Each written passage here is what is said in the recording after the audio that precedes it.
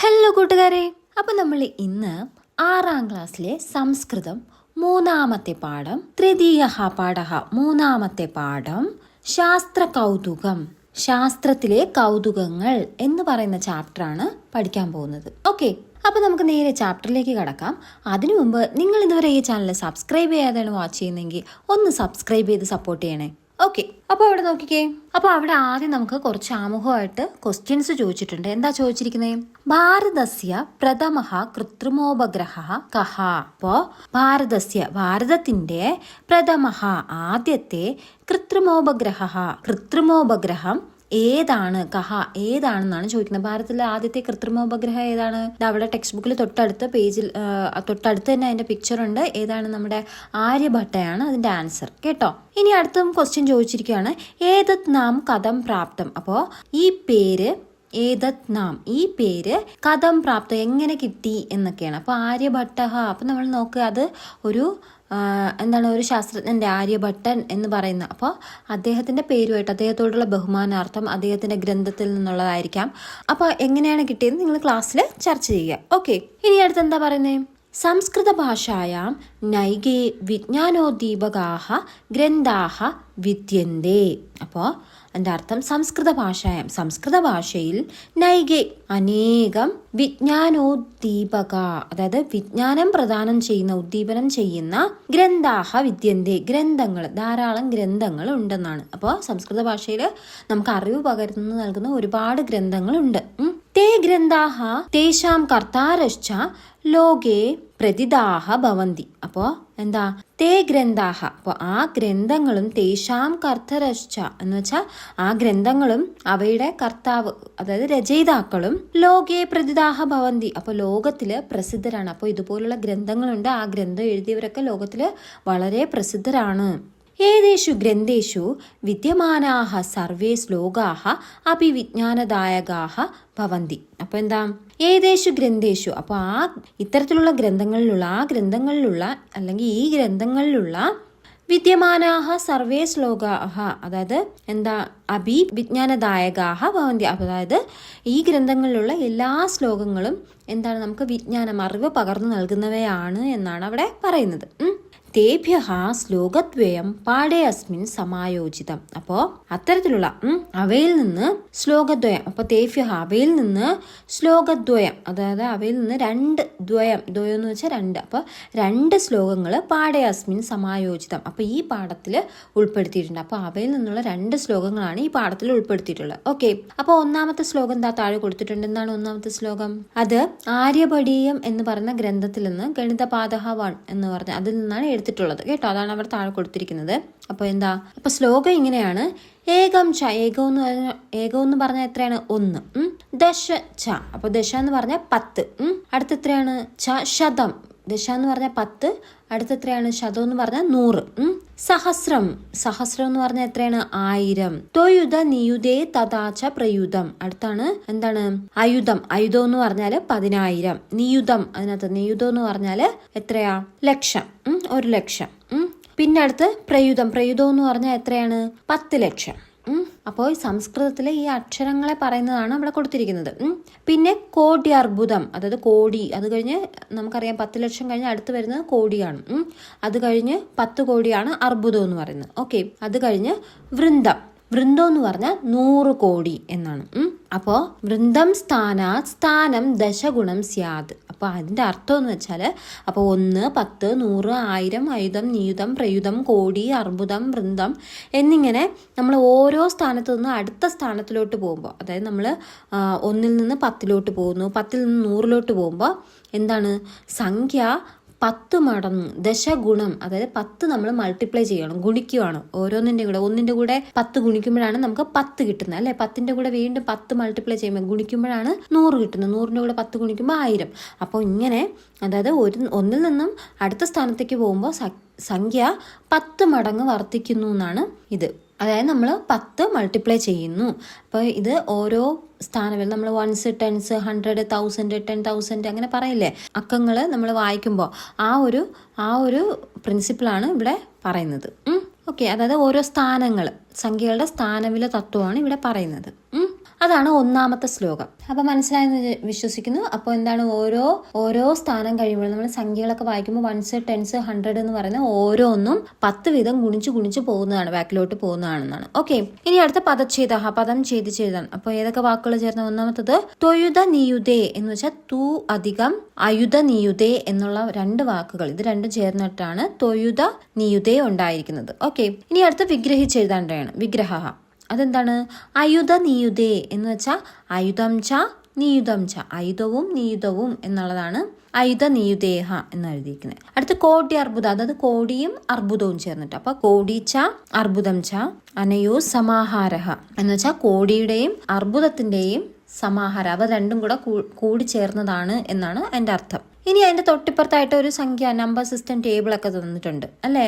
അവിടെ എന്താണ്, ഒരു ടേബിൾ തന്നിട്ടുണ്ട്. അത് നമ്മൾ നേരത്തെ പഠിച്ച അതെല്ലാം എന്താണ് അക്ഷരത്തിൽ എഴുതുന്നത്. 1 സംസ്കൃതത്തിൽ 1 എഴുതുന്ന ഇങ്ങനെയാണ് ഏകം. ഇനി 1ന്റെ കൂടെ ഒരു 0 കൂടെ ചേർക്കുമ്പോൾ ദശ 10 അത് കഴിഞ്ഞ് വീണ്ടും ഒരു 10 മൾട്ടിപ്ലൈ ചെയ്യുമ്പോൾ എത്രയാണ്? 10 × 10 100, അത് ശതം. 100ന്റെ കൂടെ വീണ്ടും ഒരു 10 ഗുണിക്കുമ്പോൾ ഒരു 0 കൂടെ ഇട്ട് കൊടുത്താൽ അപ്പൊ സഹസ്രം, അത് 1000. പിന്നെ അത് കഴിഞ്ഞ് 1000 കഴിഞ്ഞ് അടുത്ത് വീണ്ടും 10 മൾട്ടിപ്ലൈ ചെയ്യുമ്പോൾ ആയുധം, അതായത് 10000. അത് കഴിഞ്ഞ് വീണ്ടും മൾട്ടിപ്ലൈ ചെയ്യുമ്പോൾ 10 മൾട്ടിപ്ലൈ ചെയ്യുമ്പോൾ പ്രയുധം 10 ലക്ഷമായി. 1 ലക്ഷം 10 ലക്ഷം. അത് കഴിഞ്ഞ് 1 കോടി, അത് കഴിഞ്ഞ് 10 കോടി, അത് കഴിഞ്ഞ് 100 കോടി. ഓക്കെ, അപ്പോൾ അതാണ് നമ്പർ സിസ്റ്റമാണ് അവിടെ തന്നിരിക്കുന്നത്. ഇനി അടുത്ത പേജിൽ അന്വയവും അന്വയാർത്ഥവുമാണ് അവിടെ തന്നിരിക്കുന്നത്. അന്വയങ്ങളുടെ ആ വാക്കുകളുടെ അർത്ഥവുമാണ് അവിടെ തന്നിരിക്കുന്നത്. അപ്പോൾ എന്താണ് ഏകം എന്ന് വെച്ചാൽ ഏകം ഇതി സംഖ്യ, 1 എന്ന സംഖ്യയാണ് ഏകം എന്ന് പറയുന്നത്. അടുത്ത ദശ എന്ന് പറയുമ്പോൾ അപ്പൊ ഇതായിരിക്കും ദശ ഇതി സംഖ്യ, 10 എന്ന സംഖ്യ. ശതം എന്ന് പറയുമ്പോൾ ശതം ഇതി സംഖ്യ എന്ന് വെച്ചാൽ 100 എന്ന സംഖ്യ. ച എന്ന് പറഞ്ഞാൽ അബി എന്ന് വെച്ചാൽ അതിന്റെ അർത്ഥം എന്നുള്ളതും അല്ലെങ്കിൽ അത് കൂടാതെ എന്നൊക്കെ പറയാനാണ് നമ്മൾ ഉപയോഗിക്കുന്നത്. അടുത്ത സഹസ്രം എന്ന് പറഞ്ഞാൽ എത്രയാ? സഹസ്രം ഇതി സംഖ്യ എന്ന് വെച്ചാൽ സഹസ്രം എത്രയാ? 1000 എന്ന സംഖ്യ. തു എന്ന് വെച്ചാൽ അബീന്ന് തന്നെ, അത് നമ്മൾ നേരത്തെ പറഞ്ഞ, അതായത് കൂടാതെ അല്ലെങ്കിൽ അല്ലെങ്കിൽ പിന്നെ എന്നൊക്കെ പറയുന്ന വാക്ക്. അടുത്ത് ആയുധ നീതേ, ആയുധവും നീതവും. ആയുധം എത്രയാ? ആയുധം എന്ന് വെച്ചാൽ 10000, നീതം എന്ന് പറയുമ്പോൾ 10000, അത് കഴിഞ്ഞ് 1 ലക്ഷം എന്നിവ. ഓക്കെ, അതാണ് ആയുധ നീതേ. അടുത്ത തഥാ എന്ന് വെച്ചാൽ എന്താ? ഏവം പ്രകാരേണ, അതുപോലെ എന്നാണ്. തഥാ എന്ന് വെച്ചാൽ അതുപോലെ. പ്രയുധം നമ്മൾ പഠിച്ചു. പ്രയുധം എന്ന് പറഞ്ഞാൽ 10 ലക്ഷമാണ്. ഓക്കെ, അത് കഴിഞ്ഞ് കോടി അർബുദം, അതായത് കോടിയും അർബുദവും കൂടെ ചേർന്നതാണ് 1 കോടിയും 10 കോടി എന്നിവ ചേർന്നത്. അടുത്ത വൃന്ദം ഇതി സംഖ്യ. വൃന്ദം എന്ന് പറഞ്ഞാൽ എത്രയാണ്? 100 കോടി എന്ന് പറഞ്ഞ സംഖ്യ. സ്ഥാനാത് സ്ഥാനം എന്ന് വെച്ചാൽ എന്താണ്? കസ്മാത് സ്ഥാനാത് അഗ്രസ്ഥാനം യാവത്, അതായത് ഒരു സ്ഥാനത്ത് നിന്ന് അടുത്ത സ്ഥാനത്തേക്ക് എന്നുള്ള അർത്ഥമാണ് സ്ഥാനാത് സ്ഥാനം, ഒരു സ്ഥാനത്ത് നിന്ന് അടുത്ത സ്ഥാനത്തേക്ക്. ദശഗുണം എന്ന് പറഞ്ഞാൽ ദശ ഇതി സംഖ്യായ ഗുണിതം, അതായത് 10 എന്ന് പറയുന്ന സംഖ്യയുടെ ഗുണിതങ്ങൾ, അതായത് 10 കൊണ്ട് ഗുണിച്ചത്. 10ന്റെ ഗുണിതങ്ങളല്ല, ദശ ഇതി സംഖ്യായ ഗുണിതം. അപ്പോൾ 10 എന്ന് സംഖ്യ കൊണ്ട് ഗുണിച്ചത് എന്ന്, അതായത് 10 മടങ്ങ് എന്നാണ് അർത്ഥം. സ്യാദ് എന്ന് വെച്ചാൽ ഭവേത്, ആകുന്നു. അതായത് ഇനി ഇങ്ങനെയുള്ള ഓരോ 1 2 നേരത്തെ പറഞ്ഞത് തന്നെ 1 100 1 10 100 അങ്ങനെ വരുന്നത് 10 എന്ന് പറയുന്ന സംഖ്യ കൊണ്ട്, അത് 10 ഇരട്ടിച്ച് വരുന്നു, 10 കൊണ്ട് ഇരട്ടിക്കുന്നു എന്നാണ്. ഇനി അതിന്റെ ആശയങ്ങളാണ് തന്നിരിക്കുന്നത്. അപ്പോൾ എന്തോ തന്നിരിക്കുന്നത്? ഏകം ദശ, നേരത്തെ പറഞ്ഞ അതുപോലെ എത്രയാണ്? 1 10 100 1000 10000 1 ലക്ഷം 10 ലക്ഷം 1 കോടി 10 കോടി 100 കോടി എന്നിവ അങ്ങനെ അത് അവിടെ തന്നിട്ടുണ്ട്. ക്രമേണ ദശഗുണിതാഹ സംഖ്യാഹ ഭവേയു. അപ്പോൾ എന്നിവ ക്രമമായി ദശഗുണിതാഹ സംഖ്യാഹ, അതായത് 10 മടങ്ങ്, ക്രമമായി 10 മടങ്ങ് സംഖ്യകളാകുന്നു, അതായത് 10 കൊണ്ട് ഗുണിച്ച് പോകുന്നു എന്നാണ് അവിടെ കൊടുത്തിരിക്കുന്നത്, അതിന്റെ ആശയം. ഓക്കെ, ഇനി അവിടെ ശ്ലോകം 2, രണ്ടാമതൊരു ശ്ലോകം തന്നിട്ടുണ്ട്. എന്താണ്? ചന്ദ്രോ ജലമർക്കോ അഗ്നിഹി മൃത്ഫൂഹ ഛായാപിയാ തമസ്തദ്വി ഛാദേതി ശശി സൂര്യ ശശിനാം മഹതി ച ഭൂഛായ. അപ്പോ അതിന്റെ അർത്ഥം എന്ന് വെച്ചാല് ചന്ദ്രൻ എന്ന് പറഞ്ഞ ആരാണ്? നമ്മുടെ മൂൺ അല്ലെ, ചന്ദ്രൻ ജലമർക്കോ അഗ്നി, അപ്പൊ ജലമയമാണെന്നാണ്. ചന്ദ്രനില് ജലമയമാണ്. ചന്ദ്രൻ ജലമയമാണെന്ന് വെച്ചാൽ എന്താണ്? പ്രകാശത്തെ പ്രതിഫലിപ്പിക്കുന്നു എന്നുള്ളൊരു അർത്ഥം തരുന്നതാണ്. പിന്നെ അതിന്റെ അവിടെ തന്നെ അഗ്നിഹി എന്ന് വെച്ചാൽ എന്താണ്? സൂര്യൻ അല്ലെ. സൂര്യൻ എന്താണ്? സൂര്യൻ അഗ്നിമയമാണെന്നാണ്. ഓക്കെ, സൂര്യനല്ല, അഗ്നിഹി എന്ന് വെച്ചാൽ ചൂട്, തീ ഇതി. അപ്പോൾ എന്താ അർക്കഹ എന്നാണ് സൂര്യൻ, അതിനകത്ത് കൂടിച്ചേർന്ന് കിടപ്പുണ്ട്. അപ്പോൾ സൂര്യൻ എന്ന് പറഞ്ഞാൽ അഗ്നിയാണ്. അഗ്നിമയം എന്ന് വെച്ചാൽ സൂര്യൻ എന്താണ് സ്വന്തമായിട്ട് ഇങ്ങനെ തീ പോലെ ചുട്ടുപൊള്ളി നിൽക്കുന്നത്, പ്രകാശിക്കുന്നത്. അപ്പോൾ സ്വയം പ്രകാശിക്കുന്നതാണ്. അപ്പോൾ സൂര്യൻ അഗ്നിമയമാണ്. അടുത്ത മൃത്ഫൂഹു, അതായത് എന്താണ് മൃത്ഫൂഹു, അതായത് ഭൂമി എന്താ മൃത് എന്ന് വെച്ചാൽ മണ്ണ് മൃത്. ശരി, അപ്പോൾ മൃതമാണ്, അതായത് ഭൂമി എന്ന് പറയുന്നത് മണ്ണ് കൊണ്ടുണ്ടാക്കിയതാണ്. ഛായാപി ആ തമസ്ത്വത്തി എന്ന് വെച്ചാൽ അപ്പം എന്താണ്, ഏതൊരു നിഴലുണ്ടോ അത് ഇരുട്ടാകുന്നു. അപ്പം നിഴലാണെങ്കിൽ ഛായാപി എന്ന് വെച്ചാൽ നിഴൽ വന്നാൽ അവിടെ നമുക്കറിയാം ഒരു നിഴൽ എന്ന് പറഞ്ഞാൽ അവിടെ ഒരു ഇരുട്ടാണ് കാണിക്കുന്നത്. അപ്പോൾ ഏതൊരു നിഴലുണ്ടോ അത് ഇരുട്ടാകുന്നു എന്നാണ്. ഇനി ഛാദയതി ശശി സൂര്യ ശശിന മഹതി ച പൂജായ എന്ന് വെച്ചാൽ അവിടെ പറയുന്നത് ഈ ചന്ദ്രൻ സൂര്യനെ മറയ്ക്കുന്നു. അപ്പം നമുക്ക് ആകാശത്തിൽ ആ പ്രതിഭാസമാണ് പറയുന്നത് കേട്ടോ, സയൻസ്. അപ്പം ചന്ദ്രൻ സൂര്യനെ മറയ്ക്കുമ്പോഴാണ് നമുക്ക് സൂര്യഗ്രഹണം, അതൊക്കെ അറിയാലോ. ചന്ദ്രൻ എന്ത് ചെയ്യും, സൂര്യനെ മറയ്ക്കും. അപ്പോൾ ആ സൂര്യനെ മറയ്ക്കുന്ന സമയത്ത് ചന്ദ്രനെ എന്തോ മറയ്ക്കുന്നു. അതായതാണ് നമ്മുടെ ഭൂമി, വിശാലമായ നമ്മുടെ ഭൂമിയുടെ നിഴല് കാരണം ചന്ദ്രനെ മറയ്ക്കുന്നത്. അതാണ് ചന്ദ്രഗ്രഹണം. അപ്പോൾ ഇത്രയും, അതായത് സൂര്യഗ്രഹണവും ചന്ദ്രഗ്രഹണവും ഉണ്ടാകുന്നതിനെയാണ് അവിടെ പറയുന്നത്. ഓക്കെ, അതാണ് രണ്ടാമത്തെ ശ്ലോകം. ഓക്കെ, ഇനി പദച്ഛേദഃ. നമുക്ക് വേർഡ് സ്പ്ലിറ്റ് ചെയ്യാം. ഏതൊക്കെയാണ്? ചന്ദ്രോ ജലമർക്കോ അഗ്നിഹി. അപ്പൊ അവിടെ എത്ര വാക്കുണ്ട്? ഇതാ ചന്ദ്രനുണ്ട്, ചന്ദ്രഹ അധികം ജലം അധികം അർക്കഹ സൂര്യൻ അധികം അഗ്നിഹി അഗ്നി. അപ്പൊ അത്രയും വാക്കുകൾ ഒളിഞ്ഞു കിടക്കുന്നതാണ് ആ വലിയൊരു വാക്ക്. ഓക്കെ, ഇനി അടുത്തത് മൃത് ഫൂഹു എന്ന് വെച്ചാൽ മൃത് അധികം ഫൂഹു.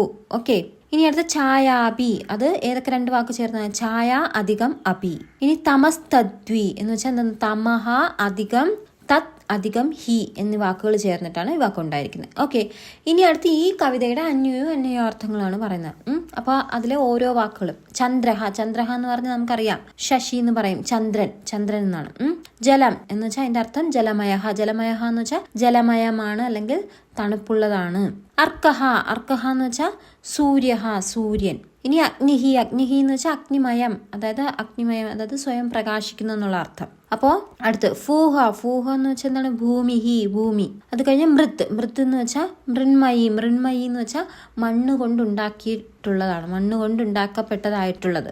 ഇനി യാ ഛായ എന്ന് വെച്ചാൽ രൂപീകൃത ഛായ എന്ന് വെച്ചാൽ രൂപീകൃത ഛായ എന്ന് വെച്ചാൽ ഏതൊരു രൂപത്തിലുള്ള നിഴലുണ്ടോ അതിനെയാണ് നമ്മൾ യാ ഛായ എന്ന് പറയുന്നത്, നിഴല്. അപി എന്ന് വെച്ചാൽ നമ്മൾ നേരത്തെ പറഞ്ഞു കൂടാതെ, അത് എന്നൊക്കെ ഉള്ള അർത്ഥം. ഇനി അത് കഴിഞ്ഞ് ഏതാണ്? തത് തമഹ എന്ന് വെച്ചാൽ തത് അന്ധകാരം, തത് എന്ന് വെച്ചാൽ ആ ഇരുട്ട്, അന്ധകാരം ഇരുട്ട്.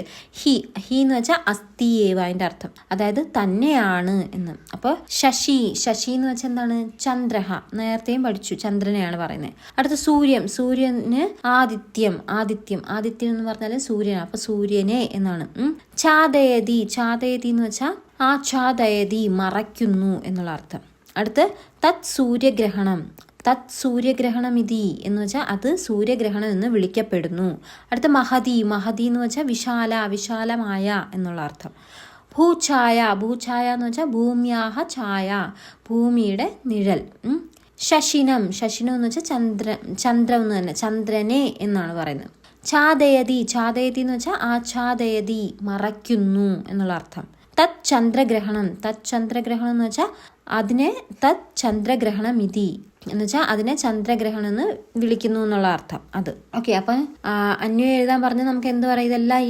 ഈ ഫസ്റ്റത്തെ അന്വയം എല്ലാം കൂടെ ഒരുമിച്ച് ചേർത്തങ്ങ് എഴുതിയാൽ മതി. എന്തെഴുതാം? ചന്ദ്രഹ ജലം അർക്കഹ അഗ്നിഹി ഭൂമൃതഃ യാ ഛായ അപി തത് തമം ഹി ശശി സൂര്യം ഛാദയതി തത് സൂര്യഗ്രഹണം മഹതി ഭൂഛായ ശശിനം ഛാദേതി തത് ചന്ദ്രഗ്രഹണം എന്ന് നമുക്ക് അന്വയം ചോദിച്ചാൽ അങ്ങനെ എഴുതാം. ഓക്കെ, ഇനി അടുത്ത് നമുക്ക് ആശയം നോക്കാം. എന്താണ്?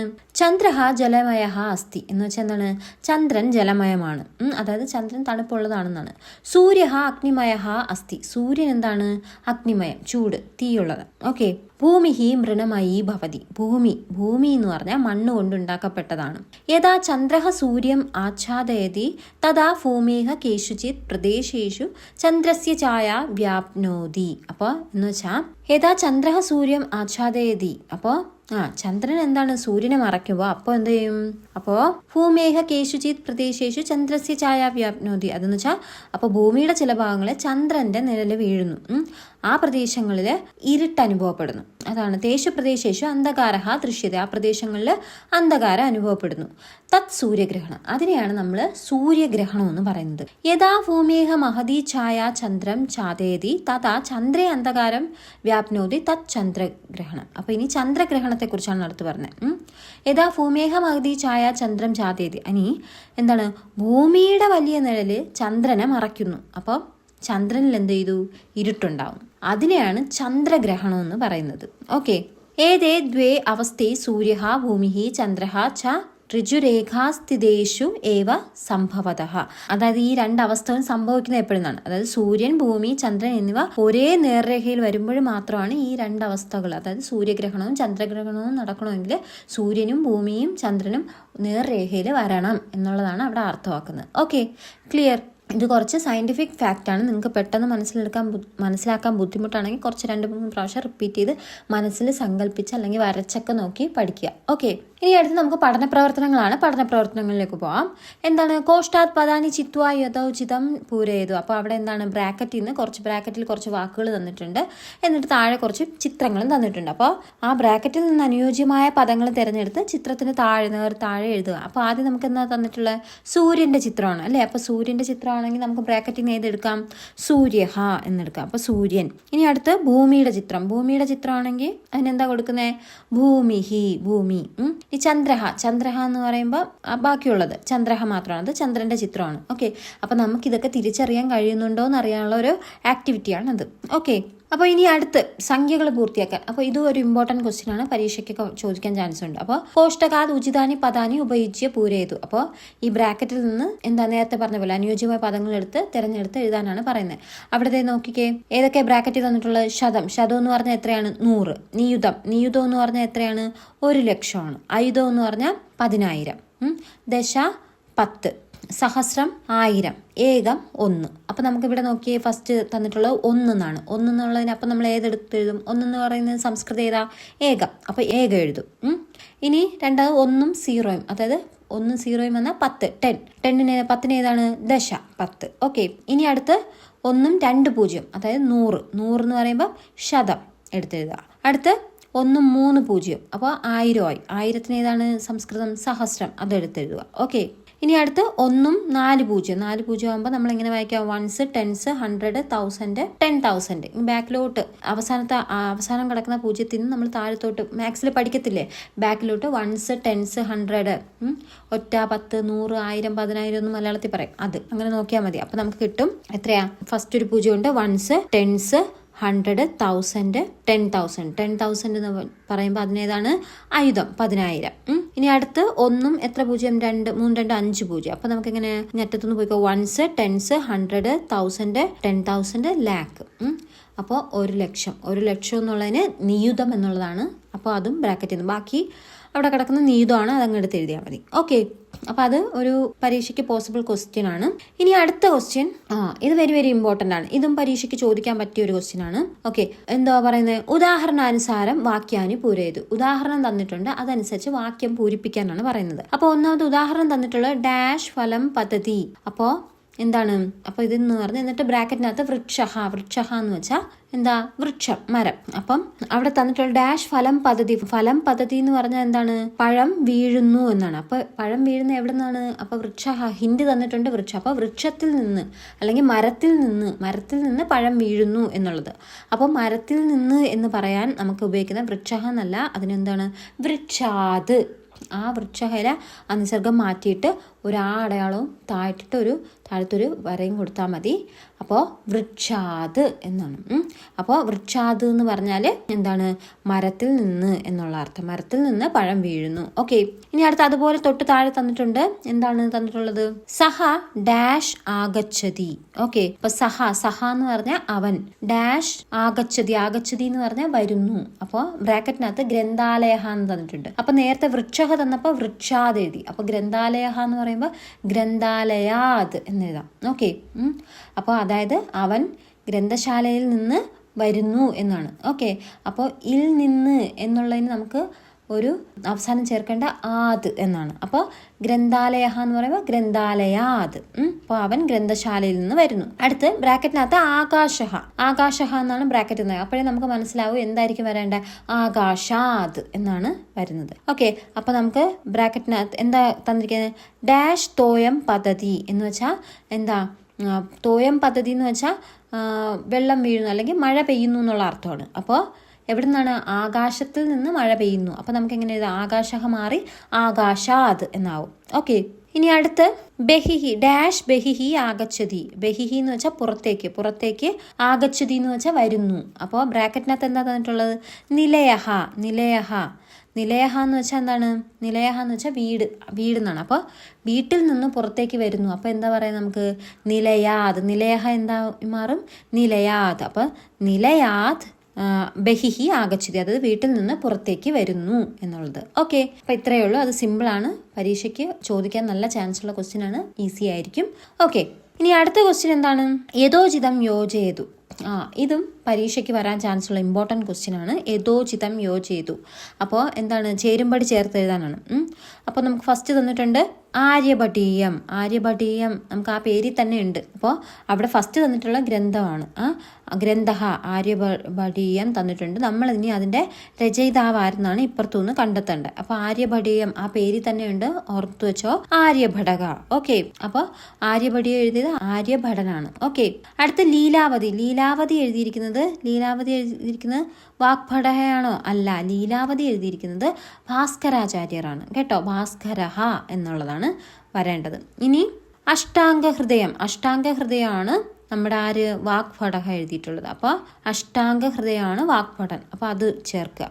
ഇനി ഗോളദീപികയാണ് അച്യുത പിഷാരടി. ഓക്കെ, അച്യുത പിഷാരടിയുടെ ആണ് ഗോളദീപിക. അപ്പോൾ ഏതാ, ആര്യഭട എന്ന് അവിടെ വരയ്ക്കുക. ലീലാവതി ഭാസ്കരഹ, അഷ്ടാംഗഹൃദയം വാഗ്ഭടഹ, ഗോളദീപിക അച്യുത പിഷാരടി. ഓക്കെ, അച്യുത പിഷാരോടി. ഓക്കെ, ഇനി അടുത്തതും വെരി വെരി ഇമ്പോർട്ടൻറ്റ് ക്വസ്റ്റ്യൻ ആണ്. പരീക്ഷയ്ക്ക് ഷുവർ ആയിട്ട് ഈ ക്വസ്റ്റ്യൻ വരും. ഓക്കെ, ഏതാണ്, യഥാ തഥാ മിക്കപ്പോഴും വരുന്നതാണ്. അപ്പൊ യഥാ തഥാ ഉപയോഗിച്ച് എഴുതുന്നത്. യഥാ തഥാ പ്രയുജ്യ വാക്യം ലിഖതു. യഥാ തഥാ ചേർത്ത് എഴുതണം. അപ്പോൾ എന്താ പറയാം, യഥാന്ന് വെച്ചാൽ എപ്പോൾ, തഥാ അപ്പോൾ. അപ്പോൾ ഏതാന്ന് പറഞ്ഞാൽ എപ്പോഴാണോ പ്രകാശം വരുന്നത് അപ്പോൾ ഇരുട്ട് മാറുന്നു, അങ്ങനെ പറയുന്ന ഒരു രീതിയാണ്. ഓക്കെ, അപ്പോൾ ഒരു ഉദാഹരണം തന്നിട്ടുണ്ട്. എന്താണ് ഉദാഹരണം ഏതാ തന്നിരിക്കുന്നത്, ഛാത്രാഹ ഖണ്ഡാനാദം ശൃണ്വന്തി. അപ്പോൾ എന്ന് വെച്ചാൽ എന്താണ്, കുട്ടികൾ ബെല്ലടി ശബ്ദം കേൾക്കുന്നു. അടുത്ത സെന്റൻസ് എന്താണ്, 2 സെന്റൻസ് ആയിട്ട് തരും, ഒറ്റ സെന്റൻസ് ആയിട്ട് എഴുതാനാണ് കേട്ടോ. അപ്പോൾ ഛാത്രാഹ കക്ഷ്യാം വിശന്തി. അപ്പോൾ എന്നിട്ട് എന്താണ്, കുട്ടികൾ ക്ലാസ്സിലേക്ക് വിശന്തി എന്ന് വെച്ചാൽ പ്രവേശിക്കുന്നു, ക്ലാസ്സിലോട്ട് കയറിപ്പോകുന്നു. അപ്പോൾ ആ 2 സെന്റൻസിൽ ഒരുമിച്ച് എഴുതുക. അപ്പോൾ എങ്ങനെ എഴുതും, എപ്പോഴാണോ ബെല്ലടി കേൾക്കുന്നത് അപ്പോൾ കുട്ടികൾ ക്ലാസ്സിൽ കയറുന്നു. ഓക്കെ, അപ്പോൾ എങ്ങനെ എഴുതാം, യഥാ ഛാത്രാഹ ഖണ്ഡാനാദം ശൃണ്വന്തി തഥാ കക്ഷ്യാം വിശന്തി. അപ്പോൾ എന്താണ്, ആ സെൻറ്റൻസിൽ, ഈ 2 തന്നിരിക്കുന്ന സെൻറ്റൻസിൽ നിങ്ങൾ ആദ്യം തുടക്കത്തിൽ യഥാ എഴുതണം. എന്നിട്ട് അവിടെ ഒരു സെൻറ്റൻസിൻ്റെ അവസാനം ഒരു ഫുൾ സ്റ്റോപ്പ് തന്നിട്ടില്ലേ വരാ, അത് മാറ്റിയിട്ട് അവിടെ എന്ത് കേൾക്കണം, നിങ്ങൾ തഥാ ചേർത്താൽ മതി. അപ്പോൾ അതിൻ്റെ ആൻസറായി. ഓക്കെ, ഇനി അടുത്തത് യാനം സ്ഥഗയതി. എന്ന് വെച്ചാൽ യാനം എന്ന് വെച്ചാൽ വാഹനം നിൽക്കുന്നു, ഒരു സെൻറ്റൻസ്. അടുത്ത 2ാമത്തെ സെൻറ്റൻസ് ഛാത്രാഹ അവതരന്തി. അപ്പോൾ എന്താ, കുട്ടികൾ പുറത്തേക്ക് ഇറങ്ങുന്നു. അപ്പോൾ 2 സെൻറ്റൻസ് ഉണ്ട്, അത് ഒറ്റ സെൻറ്റൻസ് ആക്കണം യഥാതഥ വെച്ച്. അപ്പോൾ എങ്ങനെ എഴുതും, തുടക്കത്തിൽ എന്ത് ചേർത്താൽ മതി, യഥാ യാനം സ്ഥഗയതി, എന്നിട്ട് ആ ഒരു വര മാറ്റി അവിടെ എന്ത് വെക്കിയാൽ മതി, തഥാ, എന്നിട്ട് അടുത്ത സെൻറ്റൻസ് അതുപോലെ എഴുതിയാൽ മതി. അപ്പോൾ തഥാ ഛാത്രാഹ അവതരന്തി. അപ്പോൾ വാഹനം നിൽക്കുമ്പോൾ കുട്ടികൾ പുറത്തേക്ക് ഇറങ്ങുന്നു, അല്ലെങ്കിൽ എപ്പോഴാണോ വാഹനം നിർത്തുന്നത് അപ്പോൾ കുട്ടികൾ പുറത്തേക്ക് ഇറങ്ങുന്നു എന്നുള്ളത്. ഓക്കെ, ഇനി അടുത്ത സെൻറ്റൻസ് വൃഷ്ടിഹി ഭവതി എന്ന് വെച്ചാൽ മഴ പെയ്യുന്നു, മഴയാണ്. അടുത്ത സെൻറ്റൻസ് ജനാഹ ഛത്രം ഉദ്ഘാടയന്തി. അപ്പോൾ ജനങ്ങൾ ഛത്രം എന്ന് പറഞ്ഞാൽ അംബ്രല്ല, കുട തുറക്കുന്നു എന്നുള്ളതാണ്. അപ്പോൾ അതെങ്ങനെ എഴുതും, തുടക്കത്തിൽ ഫസ്റ്റ് എന്ത് എഴുതണം, യഥാ വൃഷ്ടിഹി ഭവതി തഥാ ജനാഹ ഛത്രം ഉദ്ഘാടയന്തി. അപ്പോൾ എന്താണ്, മഴ പെയ്യുമ്പോൾ ആളുകൾ കുട തുറക്കുന്നു. എന്നുള്ള. അപ്പോൾ എപ്പോൾ എന്നുള്ളത് വരും, അല്ലെങ്കിൽ എപ്പോഴാണോ മഴ തുടങ്ങുന്നത് അപ്പോൾ ആളുകൾ കുട തുറക്കുന്നു എന്നുള്ളത്. ഓക്കെ ഓക്കെ അപ്പോൾ അത്രയാണ് അവിടെ വരുന്നത്. ഇനി അടുത്ത പേജിൽ എന്താണ്, പദാനാം അർത്ഥം ലിഖതു. ഇനി പദങ്ങളുടെ അർത്ഥം എഴുതാനാണ് അവിടെ പറഞ്ഞിട്ടുള്ളത്. ഓൾറെഡി നമ്മൾ അർത്ഥങ്ങളൊക്കെ പഠിച്ചതാണ്. ഓക്കെ, ഒന്നാമത്തെ എന്താണ്, ശശി. ശശി എന്ന് പറഞ്ഞാൽ നമുക്കറിയാം ചന്ദ്രൻ എന്നാണ്. അപ്പോൾ ചന്ദ്രഹ എന്ന് എഴുതാം. ഇനി ആയുധം. ആയുധം പഠിച്ചു. ആയുധം എന്ന് പറഞ്ഞാൽ എത്രയാണ്, 10,000. 10,000ത്തിന് ദശസഹസ്രം എന്ന് പറയാം. അങ്ങനെയും പറയാം. അടുത്ത് എന്താ, ധരണി. ധരണി എന്ന് പറഞ്ഞാൽ അറിയാം എൻ്റെ അർത്ഥം, മലയാളം അർത്ഥം ഭൂമി എന്നാണ്. ഭൂമിക്ക് നമുക്ക് എങ്ങനെ എഴുതാം, ഭൂമിഹി എന്ന് എഴുതാം, അല്ലെങ്കിൽ പൃഥ്വി എന്നും എഴുതാം. ഇനി വർഷാഹ. വർഷാഹ എന്ന് പറഞ്ഞാൽ എന്താണ്, മഴ. മഴയ്ക്ക് നമുക്ക് എന്ത് പറയാം, വൃഷ്ടിഹി, വർഷകാലഹ എന്നൊക്കെ എഴുതാം. ഇനി സതതം. സതതം എന്ന് പറഞ്ഞാൽ തുടർച്ചയായിട്ട് അല്ലെങ്കിൽ എപ്പോഴും എന്നുള്ള ഒരു അർത്ഥം തരുന്നതാണ്. അപ്പൊ അതിന് നമുക്ക് എങ്ങനെ എഴുതാം, നിരന്തരം എന്ന് എഴുതാം, അല്ലെങ്കിൽ സർവദാ, എല്ലായ്പ്പോഴും എന്നും എഴുതാം. ഓക്കെ ഓക്കെ അപ്പോൾ അത്രയാണ് അവിടെ ആക്ടിവിറ്റി. ഇനി അടുത്ത് അമരകോശ. അമരകോശ എന്ന് പറഞ്ഞാൽ എന്താണ്, പര്യായ പദങ്ങൾ, സമാന പദങ്ങൾ അല്ലേ. അപ്പൊ സൂര്യ. സൂര്യൻ എന്തൊക്കെ അവിടെ പറയുന്നുണ്ട്, സൂര്യന് അമരകോശ ലൈൻ അവിടെ തന്നിട്ടുണ്ട്. അതിൽ നിന്ന് സൂര്യൻ ഏതൊക്കെ പദങ്ങൾ കിട്ടും, ഫാസ്വാൻ എന്ന് പറയാം, ദിവസ്കരൻ എന്ന് എഴുതാം, തിക്മരശ്മി എന്ന് എഴുതാം, ഉഷ്ണരശ്മി എന്ന് എഴുതാം, വികർത്തനൻ, അർക്കൻ, മാർത്താണ്ഡൻ എന്ന് പറയാം, മിഹിരൻ എന്ന് പറയും. അതൊക്കെ അതിനകത്തുണ്ട്, ആ വാക്കുകളൊക്കെ ആ ലൈനിനകത്തുണ്ട്. മിഹിരൻ എന്ന് പറയും, അരുണൻ എന്ന് പറയും, പൂഷാവ് എന്ന് പറയും. ഇതൊക്കെ സൂര്യന്റെ പര്യായ പദങ്ങളാണ്. ഇനി അടുത്ത് ചന്ദ്രഹ. ചന്ദ്രഹ എന്ന് പറയുമ്പോൾ ചന്ദ്രന്റെ ആ ഒരു പര്യായ പദം, അമരകോശ വരിയാണ് അവിടെ തന്നിരിക്കുന്നത്. അതിനകത്തുനിന്ന് ചന്ദ്രന്റെ പര്യായ പദങ്ങൾ കിട്ടും. ഏതൊക്കെ പറയാം, ഹിമാംശു പറയാം, ചന്ദ്രൻ, ഇന്ദു, കുമുദബന്ധു എന്ന് പറയാം. അങ്ങനെ അതിനകത്തുനിന്ന് കുറേ ചന്ദ്രന്റെ പര്യായ പദങ്ങൾ കിട്ടും. അടുത്ത് ഭൂമി. ഭൂമിയുടെ പര്യായ പദങ്ങളെല്ലാം കൂടെ ചേർത്തെഴുതിയ 2 ലൈനാണ് അവിടെ കൊടുത്തിരിക്കുന്നത്. അതിൽ നമുക്ക് ഭൂമിയുടെ പര്യായ പദങ്ങൾ എന്ത് പറയാം, ഭൂമിക്ക് തന്നെ ഭൂ എന്ന് പറയാം, ഭൂമി എന്ന് പറയാം, അജല എന്നൊരു വാക്കും അതിനകത്തുണ്ട്, അനന്ത എന്ന് പറഞ്ഞ വാക്കുണ്ട്, രസ എന്നുണ്ട്, വിശ്വംഭര എന്നുണ്ട്, സ്ഥിര എന്ന് പറയാം, ധര, ധരിത്രി, ധരണി, ക്ഷോണി, ജ്യ, കാശ്യപി, ക്ഷിതി, അങ്ങനെയൊക്കെ വാക്കുകൾ, ഭൂമിയുടെ വാക്കുകൾ, പര്യായ പദങ്ങൾ അവിടെ കിടപ്പുണ്ട്. ഓക്കെ, ഇനി അടുത്ത് വന്നുള്ളത് നമ്മുടെ ഏതാണ്, ഗ്രാമർ പാർട്ടാണ്, നാമരൂപങ്ങൾ. നാമരൂപാണി. അപ്പോൾ അവിടെ ഇകാരാന്ത പുല്ലിംഗ അഗ്നിശബ്ദ. അപ്പോൾ എന്താണ്, ഇകാരാന്ത പുല്ലിംഗം അഗ്നിശബ്ദം. പുല്ലിംഗം എന്ന് പറഞ്ഞാൽ അറിയാലോ, സ്ത്രീലിംഗം അല്ല, പുല്ലിംഗം എന്ന് വെച്ചാൽ പുരുഷനെ സൂചിപ്പിക്കുന്നത്. ഓക്കെ, അപ്പോൾ അവിടെ വിഭക്തികൾ തന്നിട്ടുണ്ട്. അതിൽ ഏകവചനവും ദ്വിവചനവും ബഹുവചനവും ഒക്കെ പറയുന്നുണ്ട്. ഓക്കെ, അപ്പോൾ ഏതിന്റെയാണ്, പുല്ലിംഗ ശബ്ദമാണ് അഗ്നിയുടെ. അപ്പോൾ പ്രഥമയില് അതായത് അഗ്നി, തീ എന്ന് പറയുന്നത്, അതിന് ഏകവചനവും ദ്വിവചനവും ബഹുവചനവും ഒക്കെ കൊടുത്തിട്ടുണ്ട്. അഗ്നിഹി, അഗ്നി 2 ആണെങ്കിൽ അഗ്നി, അടുത്ത് എന്താ ബഹുവചനം ആണെങ്കിൽ അഗ്നേയഹ. ഓക്കെ, ഇനി അടുത്ത് സംബോധന പ്രഥമ വിഭക്തി വരുമ്പം സംബോധന ചെയ്യുന്നത് നമ്മൾ എപ്പോഴും പറയാറുള്ളതിന്. അപ്പോൾ എന്താ, സംബോധന ചെയ്യുമ്പോൾ ഇങ്ങനെ ഹേ അഗ്നി, ഒന്നാണെങ്കിൽ ഹേ അഗ്നി, ഇനി 2 ഉണ്ടെങ്കിൽ ഹേ അഗ്നി. അടുത്ത് ബഹുവചനം ആവുമ്പം ഹേ അഗ്നേഹ എന്ന്, അല്ലെങ്കിൽ ഹേ അഗ്നിയേ എന്ന് പറയുന്നതിനാണ്. ഓക്കെ, ഇനി അടുത്ത് അഗ്നിയേ എന്ന് പറയാൻ. അഗ്നിയേ എന്ന് പറയാൻ എന്താണ്, ദ്വിതീയ വിഭക്തിയിൽ ഏകവചനം ആകുമ്പോൾ അഗ്നിം, അഗ്നി. ഇനി ആ ഓർഡറിൽ പറയാം, ബഹുവചനം അഗ്നീൻ. ഓക്കെ, ഇനി അടുത്ത് അഗ്നിയാൽ അല്ലെങ്കിൽ തീ കൊണ്ട് എന്ന് പറയാൻ. തീ കൊണ്ട് എന്ന് പറയാൻ തൃതീയ വിഭക്തിയിൽ എന്താണ്, അഗ്നിന, അഗ്നിഭ്യാം, അഗ്നിഭിഹി. ഓക്കെ, ഇനി അഗ്നിക്കായി എന്ന് പറയുമ്പം അത് ചതുർത്ഥി വിഭക്തിയിൽ എന്താ, അഗ്നയെ, അഗ്നിഭ്യാം, അഗ്നിഭ്യഹ, ബഹുവചനം. ഓക്കെ, അടുത്ത അഗ്നിയിൽ നിന്ന്, അതായത് തീയിൽ നിന്ന് പറയാൻ ഏകവചനം അഗ്നേഹ. അടുത്ത ആ ഓർഡറിൽ അങ്ങ് പറയുവാണേ, അഗ്നിഭ്യാമ്, അടുത്ത അഗ്നിഭ്യഹ. ഇനി അടുത്തത് നമ്മൾ എന്താണ്, അഗ്നിയുടെ എന്ന് പറയാൻ ഷഷ്ടി വിഭക്തിയിൽ. അപ്പോൾ അഗ്നേഹ, അഗ്നയോഹ, അഗ്നീനാം. ഇനി അഗ്നിയിൽ, തീയിൽ എന്നുള്ള അർത്ഥം കിട്ടാൻ വേണ്ടിയിട്ടാണെങ്കിൽ സപ്തമി വിഭക്തിയിൽ അഗ്നൗ ഏകവചനമാണെങ്കിൽ, ദ്വിവചനമാകുമ്പോൾ അഗ്നിയോഹ, അടുത്ത് അഗ്നിഷു. ഓക്കെ, അപ്പൊ അത്രയാണ് അവിടെ നാമരൂപാണി. ഇനി അടുത്ത് ധാതുരൂപങ്ങൾ. ഓക്കെ, ഇനി അടുത്ത് ധാതുരൂപങ്ങളാണ്. ധാതുരൂപങ്ങൾ എന്ന് വെച്ചാൽ അസ്, ഭുവി, ധാതു, പരസ്മൈപതി, ലെഡ് എന്ന് പറയുമ്പോൾ നമുക്കറിയാം വർത്തമാനകാലമാണ്, പ്രസന്റ് ടെൻസ് ആണ്. അതായത് ഉണ്ട് അല്ലെങ്കിൽ ആകുന്നു എന്ന അർത്ഥത്തിൽ ഉപയോഗിക്കുന്ന അസ് ധാതു. അസ് എന്നതാണ് ധാതു. ഓക്കെ, ഉണ്ട് അല്ലെങ്കിൽ ആകുന്നു എന്ന് പറഞ്ഞ വർത്തമാനകാലമാകുമ്പോൾ എനിക്കൊരു എന്താണ് പട്ടിയുണ്ട് എന്ന് പറയില്ലേ. അപ്പോൾ ഞങ്ങൾ 2 പേരാണ്, ആകുന്നു എന്നൊക്കെ ഉള്ളത്. ഓക്കെ, അപ്പോൾ അതിൽ പ്രഥമ പുരുഷയിൽ 3rd person ആണ് നമ്മൾ അവൻ, അവൾ, അത്, അവർ എന്നൊക്കെ വരുമ്പോൾ ഉപയോഗിക്കുന്നത്. അപ്പോൾ എന്താ, അപ്പോൾ അതിൻ്റെ ഏകവചനവും ദ്വിവചനവും പിന്നെ ബഹുവചനവുമാണ് അവിടെ കൊടുത്തിട്ടുള്ളത്. അസ്ഥി എന്ന് പറഞ്ഞാൽ ഉണ്ട്, ആകുന്നു. ഒരാൾ വരുമ്പോഴാണ് അസ്ഥി. ഓക്കെ, ഇനി രണ്ടുപേരാണെങ്കിൽ എന്താ സ്തഹ എന്ന് പറയും. ഉണ്ട്, ആകുന്നു, സെയിം അർത്ഥം തന്നെയാണ്. രണ്ടുപേര് വരുമ്പോൾ സ്തഹ. ഇനി രണ്ടിൽ കൂടുതൽ ആളുകളുണ്ട് അല്ലെങ്കിൽ കുറെ പേരുണ്ടെങ്കിൽ സന്ധി എന്ന് പറയും. ഇനി മധ്യമ പുരുഷ, അതായത് നീ ആകുന്നു അല്ലെങ്കിൽ നീ അല്ലെങ്കിൽ നിങ്ങൾ എന്ന് പറയുമ്പോൾ അപ്പൊ അവിടെ എന്താണ് അസി. അപ്പൊ എന്താണ് നീ ആകുന്നു എന്ന് പറയാൻ അസി ഉപയോഗിക്കും. നിങ്ങൾ രണ്ടുപേരും ആകുന്നു എന്ന് പറയാൻ സ്തഹ ഉപയോഗിക്കാം. നിങ്ങൾ എല്ലാവരും ആകുന്നു എന്ന് പറയുമ്പോൾ സ്ത ഉപയോഗിക്കാം. ഓക്കെ, ഇനി ഉത്തമ പുരുഷ ഫസ്റ്റ് പേഴ്സൺ ആണ്. അതെന്ന് പറയുമ്പോൾ ഞാൻ അല്ലെങ്കിൽ ഞങ്ങൾ എന്ന് പറയുമ്പോൾ ഉപയോഗിക്കുന്നതാണ്. അപ്പോൾ ഞാനാകുന്നു എന്നൊക്കെ പറയുമ്പോൾ അവിടെ അസ്മി പറയാം. ഞങ്ങൾ രണ്ടുപേരും ആകുന്നു എന്നൊക്കെ പറയുമ്പോൾ അവിടെ സ്വഹ. ഓക്കെ, അപ്പം ഞങ്ങൾ എല്ലാവരും എന്ന് പറയുമ്പോൾ സ്മഹ എന്ന് പറയും. ഓക്കെ, ഇനി അടുത്ത് അതിന് തൊട്ട് താഴെയായിട്ട് ശബ്ദകോശമാണ് തന്നിട്ടുള്ളത്. അതിനകത്ത് നിങ്ങൾക്ക് വായിച്ചാൽ മതി എന്താ ഓരോ പദങ്ങളും അവിടെ സംസ്കൃതം, മലയാളം, ഇംഗ്ലീഷ്, കന്നഡ വാക്കുകളൊക്കെ തന്നിട്ടുണ്ട്. അത് നിങ്ങൾ വായിച്ച് പഠിക്കുക. പിന്നെ അത് കഴിഞ്ഞ് അധികതാംശ എന്തൊക്കെ നമ്മൾ അധികമായിട്ട് പഠിച്ചു. ഇവിടെ പഠിച്ച കാര്യങ്ങളാണ്. പദങ്ങൾ യോജിപ്പിക്കാൻ പഠിച്ചു, അങ്ങനെ എന്ത് പഠിച്ചു. ഇവിടെ പറഞ്ഞിട്ടുള്ള എല്ലാ കാര്യങ്ങളുമാണ് അവിടെ പറഞ്ഞിരിക്കുന്നത്. പദാനി യഥോചിതം അപൂരയത്, പദങ്ങൾ യഥോചിതം പൂരിപ്പിച്ചു എന്നൊക്കെ പറഞ്ഞ് ഉചിതമായി പൂരിപ്പിച്ചു. പിന്നെ ഉചിത പദേന വാക്യാനി അലിഖിത, ഉചിത പദം കൊണ്ട് അതൊന്നും വേണ്ട, നിങ്ങൾ പരീക്ഷയ്ക്ക് വരില്ല. നമ്മൾ ഇവിടെ എന്തൊക്കെ പഠിച്ചു എന്നാണ് അവിടെ എഴുതിയിരിക്കുന്നത്. ഓക്കെ, പിന്നെ അടുത്ത പേജിലായിട്ട് ഒരു അനുബന്ധ എന്ന് പറഞ്ഞ് കൊടുത്തിട്ടുണ്ട്. അതായത് അധിക വായനയ്ക്ക് വേണ്ടിയിട്ടുള്ളതാണ്. അപ്പോൾ എന്താണെന്ന് ജസ്റ്റ് ഞാനൊന്ന് പറഞ്ഞുതരാം. ഓക്കെ, അപ്പോൾ അവിടെ ആര്യഭടീയത്തെ കുറിച്ചാണ് തന്നിട്ടുള്ളത്. ഓക്കെ, ആര്യഭടീയം അതായത് പ്രശസ്ത ഭാരതീയ ഗണിതശാസ്ത്രജ്ഞ ജ്യോതിഷശാസ്ത്ര പണ്ഡിത ച ആസീത് ആര്യഭട. അതായത് പ്രശസ്ത ഭാരതീയ, അതായത് ആര്യഭടൻ എന്ന് പറഞ്ഞാൽ പ്രശസ്തനായ ഒരു ഭാരതീയ ഗണിതശാസ്ത്രജ്ഞനും ജ്യോതിശാസ്ത്രജ്ഞനും ആയിരുന്നു, പണ്ഡിതനും ആയിരുന്നു എന്നാണ് അവിടെ പറയുന്നത്. പിന്നെ ക്രിസ്തബ്ദസ്യ 476 തമേ വർഷേ ഏഷഃ ജനിമ ലഭത്ത് എന്ന് വെച്ചാൽ എന്താണ് ക്രിസ്തു വർഷം 476 ഇദ്ദേഹം ജനിച്ചു എന്ന് അവിടെ പറയുന്നു.